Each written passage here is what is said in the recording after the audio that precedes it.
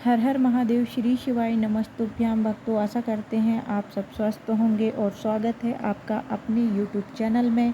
तो आज हम बात करने आए हैं कि हमें हलचट व्रत कैसे किया जाता है, उसकी पूजा विधि क्या है। ये सारी चीज़ें हम आपको दिखाएंगे, पूरे वीडियो के माध्यम से पूरा बताएंगे कि कैसे पूजा की जाती है, क्या चीज़ें चढ़ाई जाती है, क्या चीज़ें नहीं चढ़ाई जाती है।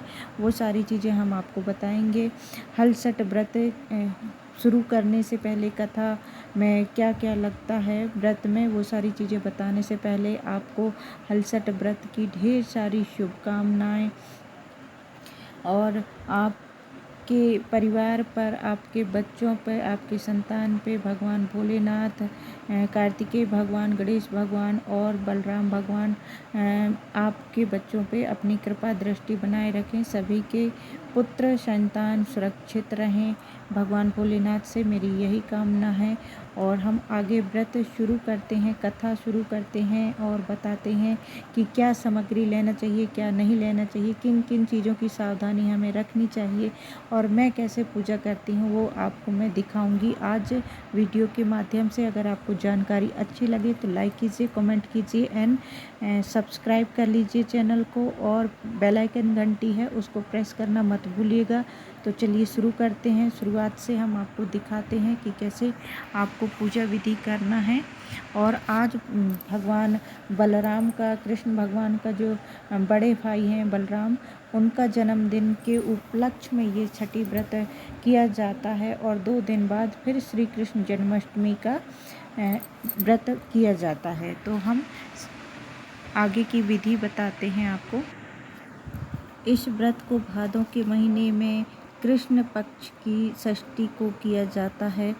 और हमें कुसा पलास और कुसा पलास के पेड़ के नीचे बैठकर ये पूजा किया जाता है। पर हम नहीं जा सकते हैं कुसा पलास के पेड़ के नीचे जंगल में पूजा करने, तो हम इन सारी चीज़ों की डगाल लाकर और महुलिया तैयार करते हैं। हमारे यहाँ महुलिया बोला जाता है, तो महुलिया तैयार करते हैं और गमले में उसको स्थापित किया जाता है। सबसे पहले ज़मीन को शुद्ध किया जाता है, भैंस के गोबर से लीप कर चौक पूर कर उस पर पटा रखा जाता है। पटाई के ऊपर सबसे पहले गौरी माता, गणेश भगवान की स्थापना की जाती है, फिर कलश देवता की स्थापना की जाती है। और यहाँ पे हम महुलिया का भी स्थापना कर, इसको महुलिया बोला जाता है, जिसमें कांस, पलास और महुए का जो डगाल रहता है उसका इकट्ठा हम इसको एक गमले में या गड्ढा खोदकर, अगर आपके आंगन में किया जाता है, हमारे यहाँ आंगन में किया जाता है शाम के समय।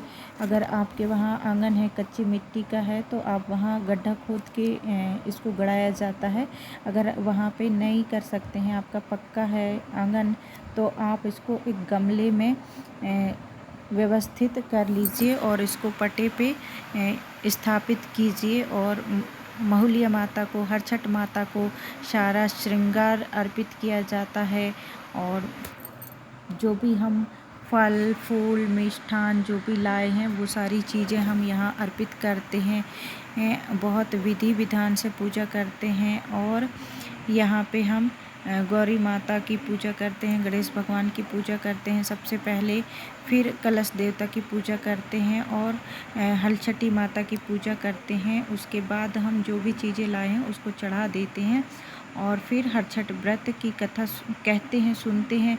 अगर आपके वहाँ पंडित जी मिल जाते हैं तो आप उनके द्वारा कथा कर सकते हैं, अन्यथा आप खुद ही पुस्तक पढ़ के ये कथा कर सकते हैं और सुन सकते हैं, या किसी बड़े से अपने घर पे उनसे पढ़वा के सुन सकती हैं। और यहाँ पे हलछठ की पूजा में हमें सारा सामग्री जो होता है, दूध, दही, घी, हमें भैंस के दूध से बने हुए लेने होते हैं। और मौसमी फल और नारियल है, जो भी चीज़ें हम चढ़ाएंगे। यहाँ पे श्रृंगार है, माता षष्ठी को, गौरी माता को चढ़ाने के लिए श्रृंगार चाहिए होता है। और कलश जलाने के लिए हमें महुए का जो बीज रहता है उसका तेल निकलता है, मार्केट में इजीली मिल जाता है। अगर आपको वो नहीं मिलता है तो फिर आप देख लीजिए, आपके वहाँ अगर सुविधा है तो मिल जाएगी।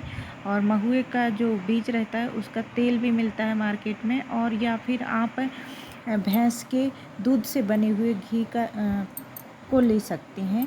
जो आरती करने के लिए हमें दीप लगता है उस पे, या जो कलश प्रज्वलित करते हैं हम उस पे हम भैंस के दूध का बना हुआ घी से करते हैं, या महुए के बीज से जो तेल बनता है उससे करते हैं। सरसों का या जो चीज़ें हल से जुती हुई रहती हैं उन से हमें सरसों है या जो भी चीज़ें हैं उनका तेल नहीं लेना होता है, ना ही अनाज लेना होता है।